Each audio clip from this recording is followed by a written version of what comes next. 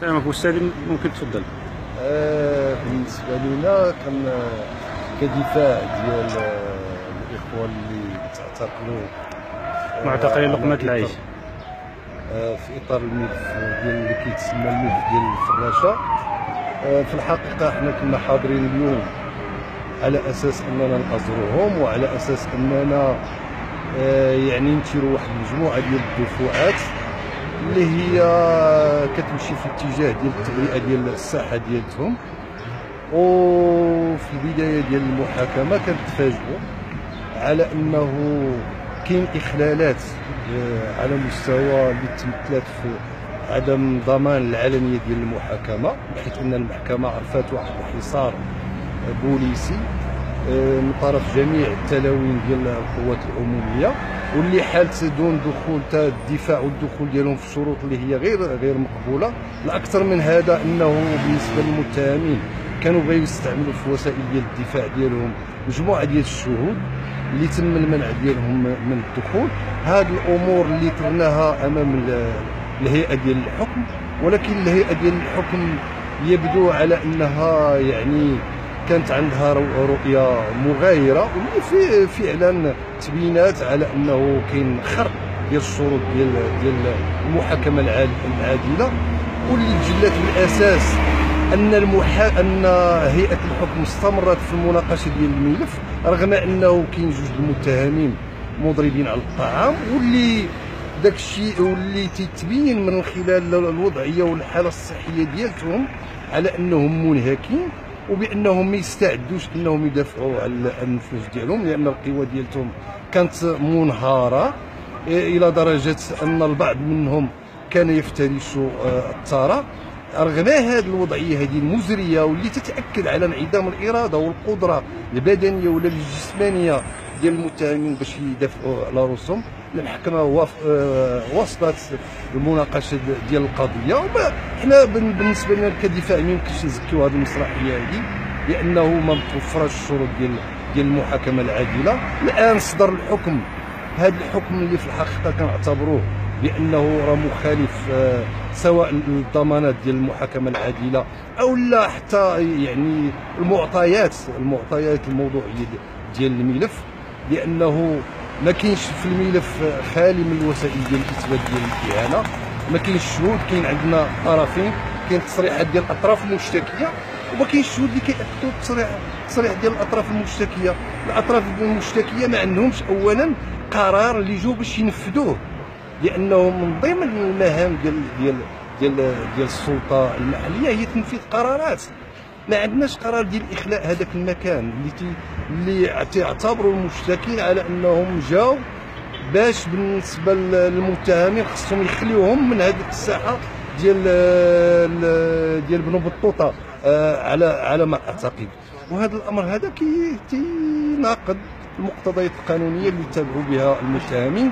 اذا تيبقى تنتظرنا على اننا نطعنوا بالاستئناف هذا الحكم اللي صدر في هذه القضيه هذه، وكنتمنوا على ان القضاء يتحمل المسؤوليه ديالته، وعلى انه يكون فعلا ملذ ديال المظلومين، وعلى اساس انه يكون هو الضامن ديال الحريات الفرديه والجماعيه، ويتحلى بالنزاهه والاستقلاليه بعيدا عن المنطق ديال التوجيهات والمنطق ديال التعليمات اللي هو مخالف للقواعد ديال المحاكمه العادله. سبق لكم حضرتوا شي محاكمه غير عادله بحال هذه، يعني بدون دفاع، بدون الاستماع الى المتهمين، بدون شهود، بدون واش سبق لكم ولو في السنوات اللي كانت في ابو قرين واش عمركم شفتوا بحال هذه المحاكمه، ولا اول مره في بني مله؟ انا كنهضر على بني مله. هو عاده حنا بالنسبه لينا لما كنبداو المحاكمه كنتمناو وتكون عندنا امال كبيره على اساس ان القضاء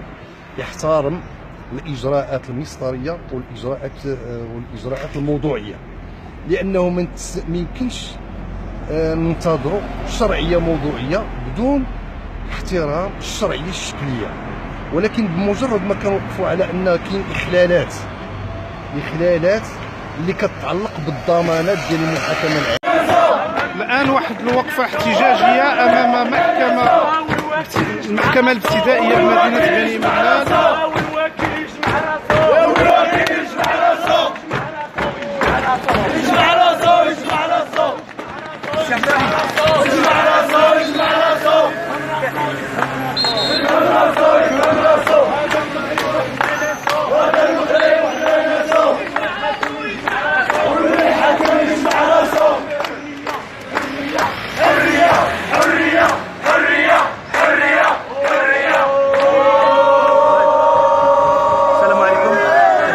المحكمه لحقوق الانسان. كما تشاهدوا دابا امام المحكمه الابتدائيه بني ملال، مزاله تاريخيه، واحد المهزله اللي هي تاريخيه، عسكره امنيه غير مسبوقه تمنعوا المواطنين واهالي ديال المعتقلين لقمه العيش المضربين على الطعام، تمنعوهم باش يدخلوا للمحكمه. واحد السابقه خطيره اللي ما عمرنا ما شفنا، هذه سابقه خطيره ما عمرنا ما شفنا في تاريخ المغرب. هذا هو المغرب الجديد، هذا هو المغرب الحديث، مغرب القانون، دوله القانون، دوله الحق والقانون.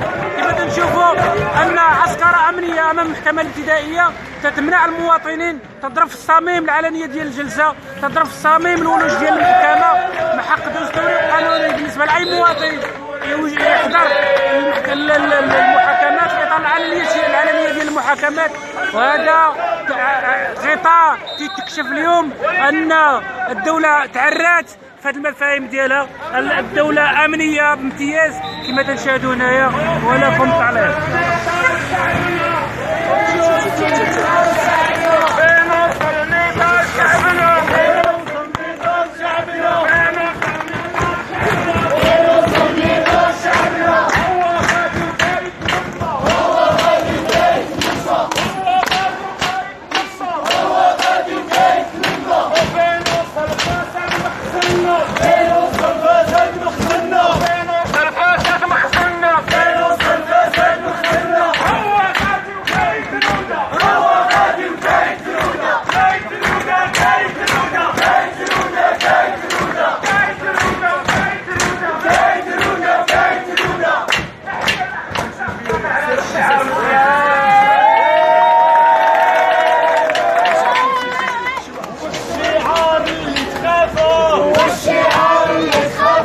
والشعار اللي تخافوا، والشعار اللي تخافوا، قريب قريب غيسمعوا، قريب قريب غيسمعوا، قريب قريب غيسمعوا، قريب قريب غيسمعوا. واما حنايا دابا، واما حنايا دابا يريد صلاح المعتقل، الشعب يريد صلاح المعتقل، الشعب يريد صلاح المعتقل، الشعب يريد صلاح المعتقل، الشعب يريد صلاح المعتقل، الشعب يريد صلاح المعتقل، الشعب يريد صلاح المعتقل. يمشي لك شي مسلسل. المهم في هذا اليوم تجري محاكمة المعتقلين الفراشة اللي هما اصلا ايضا في حركه 20 فبراير. وبالنسبه لهذه الفراشه هذو تعتقلوا على خلفيه انهم كيطلبوا لقمه عيش نظيفه، واتهموهم واحد المجموعه من الاتهام، منها العصيان، منها تعنيف موظف اثناء مزاوله عمله، واحد المجموعه ديال الاتهامات. الان جرت المحاكمه في ظروف غير عادله، وهذا ما اثبتته هيئه الدفاع، على اعتبار ان ابواب المحكمه اغلقت منذ الساعه 12 تقريبا. المواطنين العاديين منعوا من الولوج الى المحكمه، وكذلك عائلات متهمين منعوا من الولوج الى المحكمه. بطبيعه الحال في هيئه الدفاع هذا توصيل ديال الشهود. نعم، والشهود ايضا لم يتمكنوا من الدخول الى المحكمه، رغم ان المحامين ادوا الثمن في الصندوق على اساس ان الشهود يدخلوا للمحكمه. اذا بالنسبه لهيئه الدفاع، اولا قبل من هيئه الدفاع ان المتهمين جاءوا ودخلوا المحكمه في وضعيه صحيه مزريه، يعني انهم لا يستطيعون الوقوف على الارجل ديالهم، وبالتالي انهم كانوا غير متكين على بعضياتهم قادرين يوقفوا. الملتمسات اللي قدمتها لهيئه الدفاع، اولا انها اعلنت الملتمس الاول بان المحاكمه هي محاكمه غير علنيه، وبالتالي اذا كانت المحاكمه غير علنيه فهي غير عادله. ومن هنا انهم طلبوا بان الشهود لم يتمكنوا من الدخول الى المحكمه، وبالتالي ان هذه المحاكمه على المستوى الاول هو ان هذه المحاكمه هي محاكمه غير عادله. بالنسبه للرئيس المحكمه تيقول لهم هذه ماشي مسؤوليتي، انا بالنسبه لي القاعه ديال المحكمه محلوله والابواب محلوله، اما خارج هذه القاعه انا لا اتحمل اي مسؤوليه، ولم يريد ان يحمل المسؤوليه لاحد، وبقات هكا كفار. اذا بالنسبه لهيئه الدفاع انهم طلبوا سؤال واحد ووحيد، هو ان الموكلين ديالهم غير قادرين على الوقوف، وغير قادرين على الاجابه على الاسئله، او غير قادرين على الدفاع على الانفس ديالهم. وبالتالي انهم طلبوا من رئيس المحكمه انهم يطرح لهم سؤال واحد: هل بامكانهم ان يتحدثوا وان يدافعوا عن انفسهم؟ وبالتالي ان معاذ ومصطفى قال بانه ما يمكنش نهائيا انهم يهضروا لان وضعيتهم ما تسمح لهمش، وبالتالي ان هيئه الدفاع طلبت بانه لا يمكن ومستحيل ان تتم المحاكمه والمتهمين غير قادرين على الدفاع عن انفسهم، وهذا ما ينص عليه القانون الجنائي وتنص عليه الدستور وتنص عليه المواثيق الدوليه. وحينما لم تستجب الهيئه المحاكمه لهذه الملتمسات ديال الدفاع، فإن هيئة الدفاع بأكملها أعلنت الانسحاب واحتجاجا على هذه المحاكمة لأن اعتبرتها محاكمة غير عادلة. وبعد ذلك بدأ الرئيس الجلسة يطرح بعض الأسئلة على المتهمين، ولكنهم لم يتمكنوا نهائيا من الجواب، فسقطوا مغمى عليهم تحت الصراخات ديال العائلات القليلة، يعني 3 أفراد ديال العائلة اللي دخلوا هما اللي دخلوا فقط المحكمة، وبدات الصراخ وبدا البكاء وهذا مؤسف جدا في دولة هي دولة تدعي بأنها دولة الحق والقانون، وتدعي بأنها تنص على المواثيق الدولية ومتبع القوانين إلى آخره، ونص على هذا الشيء في الدستور ديالها. والدستور اللي دفعنا ليه في 2011 ما كناش كنتظروا أن تكون محاكمة بهذا الشكل، وأن النساء العائلة تعرضوا للتعنيف، وأن الجمهور لم يلج المحكمة. إذا كيف يمكن أن نعتبرها محكمة علنية؟ وبالتالي نحن كجمعية مغربية لحقوق الإنسان ندين هذا السلوك ونريد القطع مع هذه السلوكات، لأنها سلوكات تتنافى نهائيا مع حقوق الإنسان. إذا هي لا تمت إلى حقوق الإنسان بصفة، وآن الأوان أن نقطع مع هذه السلوكات. فمحاكمة إكديميزيك سمح للعائلات على الأقل بالدخول، وسمح للمراقبين الدوليين بالدخول، وسمح للجمهور بالدخول، في حين أن محاكمة بسيطة ديال الفراشة في بني ملال أنه لم يسمح لهم بالدخول ومنعوا وحصرت المحكمة. وهذا بالطبع يسيء إلى سمعتنا وإلى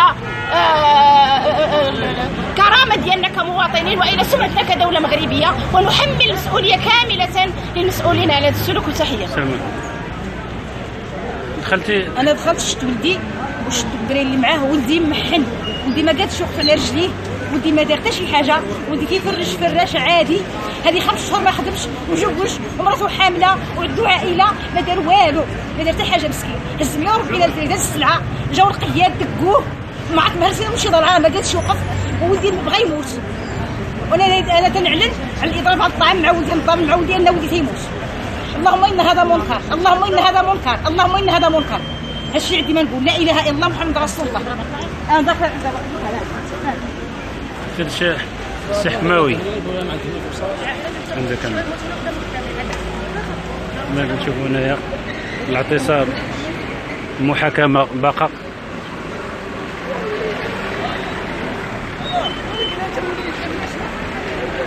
سي عبد الله، كاتله في الكرامه لحقوق الانسان باش شنو وجينا اليوم تنساندوا المعتقلين، فاذا بنا كنشوفوا العسكره ديال المحكمه تمنعوا ثمن العائلات ديال الضحايا.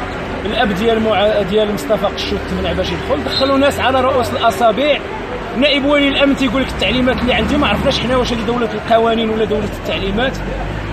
منعوا 3 ديال الشهود باش يدخلوا. القاضي كما قالوا المحامين، القاضي تيستجوب في ناس او موات. الدراري طايحين، 2 ديال الدراري في حاله خطر، مصطفى قشو ومعاذ نايت عمر في حاله خطر، بغا يستجوبهم القاضي. المحاميين انسحبوا والقضيه راه بقات تلتسنى، وغادي لكم يتم النقط.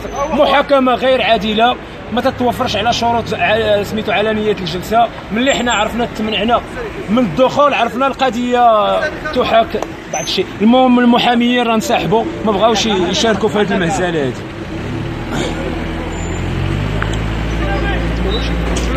يعني كما تنشاهدوا دابا الان، دابا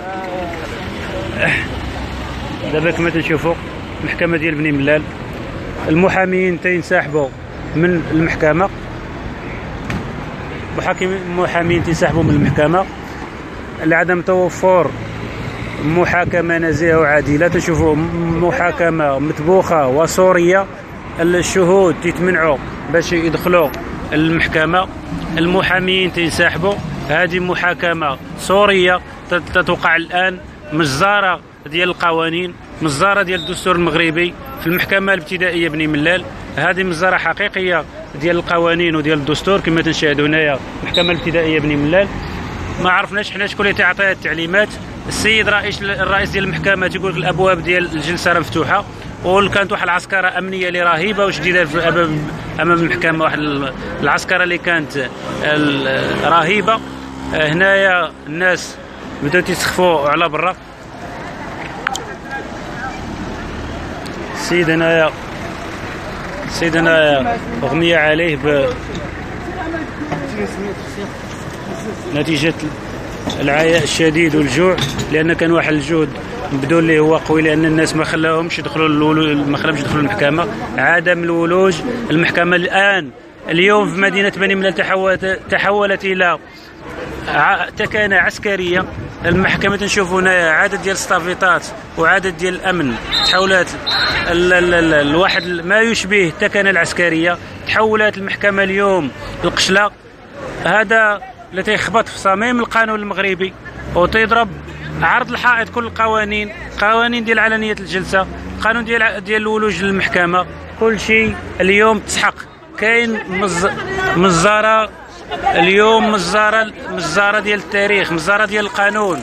اليوم المحكمه الابتدائيه بني ملال تدير مجزره ديال الجلسات. كما شاهدوا هنايا الشباب باقي